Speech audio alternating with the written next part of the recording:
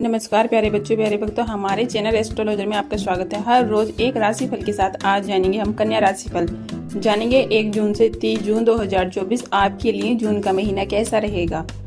आपके लिए जून के महीने में ग्रह नक्षत्र क्या परिवर्तन करेंगे, कैसा रहेगा आपके लिए आने वाला महीना। जानेंगे आपके करियर के तौर से, स्वास्थ्य के तौर से, पारिवारिक जीवन के तौर से, विवाह के तौर से, संतान के तौर से, आर्थिक स्थिति आपकी कैसी रहेगी, स्वास्थ्य आपका कैसा रहेगा, सभी पर विस्तार से चर्चा करेंगे और अंत में हम आपको बताएंगे उपाय, इसीलिए अंत तक जुड़े रहें। आइए जानते हैं आपके लिए आने वाला महीना कैसा रहने वाला है कन्या राशि वालों के लिए। आइए जानते हैं करियर के तौर से। करियर के दृष्टिकोण से यह महीना अच्छे रहने की संभावना है। दशम भाव के स्वामी बुध महाराज 9 भाव में रहेंगे। इससे आपको अपने काम को और ज्यादा बेहतर तरीके से कर पाने पर ध्यान देना होगा। आप अपने आप को सिद्ध कर सकेंगे। आपके करियर में कुछ बदलाव भी आ सकते हैं, जिससे कि यदि आप किसी सरकारी सेवा में कार्यरत हैं तो आपका स्थानांतरण भी हो सकता है। आपको एक स्थान से दूसरे स्थान पर भेजा जा सकता है। इस दौरान विभाग में परिवर्तन होने के योग भी बन सकते हैं। विशेषकर वर्ष के पूर्वार्ध में 14 जून तक ऐसे होने की संभावना है। उसके बाद बुध ग्रह आपके दशम भाव में अपनी ही राशि में प्रवेश करेंगे, जिससे नौकरी में आपकी स्थिति प्रबल होगी।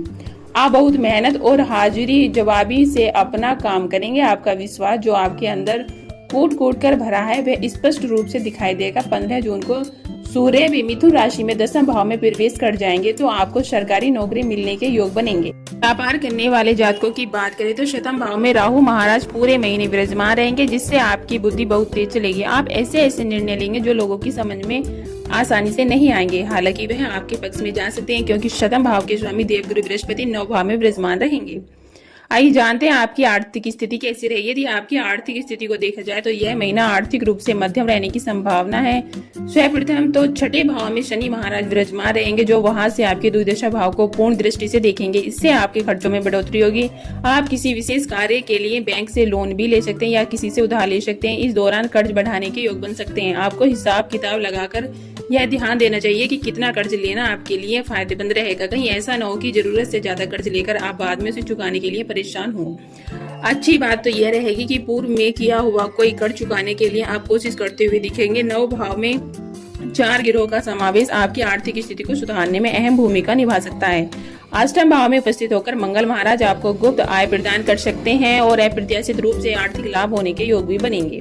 जानते हैं आपका स्वास्थ्य कैसा रहेगा। महीना स्वास्थ्य के दृष्टिकोण से कुछ कमजोर रहने की संभावना, हालांकि महीना अच्छा रहेगा, इसीलिए आपको सावधानी से काम लेना होगा। एक तरफ तो शनि महाराज छठे भाव में विराजमान होकर किसी गंभीर बीमारी के पनपने का संकेत दे सकते हैं। यदि आप अनुशासित होकर अपनी दिनचर्या का पालन नहीं करेंगे तो अपने स्वास्थ्य के प्रति लापरवाही बरतेंगे तो यही शनिदेव आपको स्वास्थ्य कष्ट दे सकते हैं और लंबी चलने वाली कोई बीमारी जन्म ले सकती है। इसके विपरीत यदि आप अपनी ओर से सावधानी रखते हैं तो शनिदेव की कृपा से आपकी उस बीमारी से आपको छुटकारा मिल सकता है। दूसरी तरफ अष्टम भाव में मंगल महाराज विराजमान रहेंगे, जो किसी प्रकार की शल्य चिकित्सा करा सकते हैं। इस दौरान रक्त संबंधी समस्याएं परेशान कर सकती हैं। आइए जानते हैं आपका प्रेम वैवाहिक तौर से महीना कैसा रहेगा। यदि आप किसी प्रेम संबंध में है तो यह महीना आपके लिए अनुकूल रहने की संभावना है। आपके प्रियतम आपके दिल से जुड़े रहेंगे।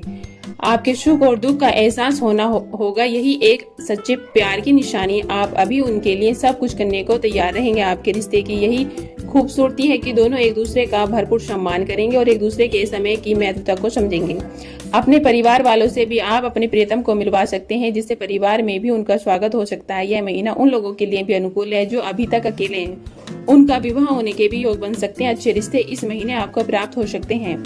यदि आप विवाहित हैं तो वैवाहिक जीवन में कुछ समस्याएं आ सकती हैं। शतम भाव में राहु महाराज विराजमान रहेंगे और उनके एक और शनि और दूसरी ओर मंगल ग्रह विराजमान रहेंगे, जिससे शतम भाव पीड़ित और शतम भाव पर कर्तृक योग भी बनेगा। यह समय वैवाहिक जीवन के लिए परेशानीजनक हो सकता है। आपके जीवन साथी को स्वास्थ्य समस्याएं घेर सकती है। उनके व्यवहार में भी बदलाव आ सकता है, जिसका असर सीधा सीधा आपके वैवाहिक जीवन को प्रभावित करेगा। इसलिए अपनी ओर से कोई लापरवाही ना बरतें ताकि आपका वैवाहिक जीवन अच्छे से चलता रहे। आइए जानते हैं पारिवारिक तौर से आपके लिए महीना कैसा रहेगा। यह महीना पारिवारिक तौर पर मध्यम रहने की संभावना है। दूसरे भाव के स्वामी शुक्र महाराज 9 भाव में विराजमान रहेंगे, जिससे आप परिवार के साथ लंबी यात्राओं पर जा सकते हैं, देवी के दर्शन करने जा सकते हैं, खूबसूरत जगहों पर घूमने फिरने भी जा सकते हैं। परिवार के साथ कुछ समय बिताएंगे जिससे आपको सुकून मिलेगा, जिसके लिए आपने पहले ही ऐसी योजनाएं बना रखी होंगी। शुक्र 12 जून को दशम भाव में प्रवेश कर जाएंगे, जिससे पारिवारिक व्यवसाय में सफलता मिलेगी। आपके व्यवसाय में परिवार के लोगों का सहयोग मिलेगा।